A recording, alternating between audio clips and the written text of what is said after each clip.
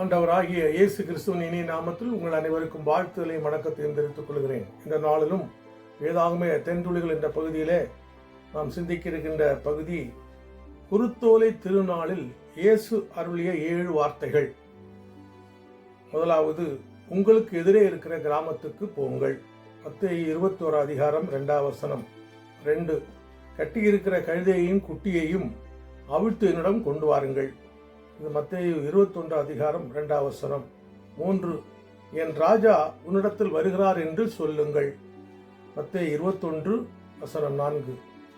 4வது, இவர்கள் பேசாமல் இருந்தால் கல்லுகளே கூப்பிடும். யார் என்றால் தேவனை புகழ்ந்த மக்கள். அவர்கள் ஆண்டவரை புகழ்ந்து கொண்டிருந்தார்கள். அவர்களை அவர்கள் புகழ்ந்து கொண்டிருந்தார். இதனால் யூதர்கள் அவரை புகழாமல் இருக்கும்படி அவரை அதட்டின போது ஆண்டவர் சொல்லுகிறார், இவர்கள் பேசாமல் இருந்தால் கல்லுகளே கூப்பிடும் என்று. லூக்கா 19 அதிகாரம் 38 முதல் 40 வரை அடங்கியுள்ள வசனங்கள்.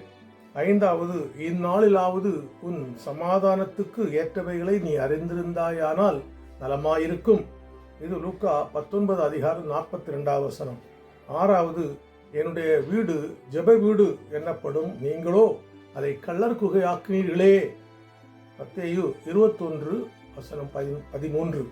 7வது, என் பிதா வீட்டை வியாபார வீடாக்காதிருங்கள். இது யோவான் 2 அதிகாரம் 16 வசனம். இந்த வசனங்களை தியானித்து குருத்தோலை பவனியிலே நாம் கலந்து கொள்ள ஆண்டவர் உங்களை அழைக்கின்றார். கர்த்தர் தாமே உங்களை ஆசீர்வதிப்பாராக. ஆமென்.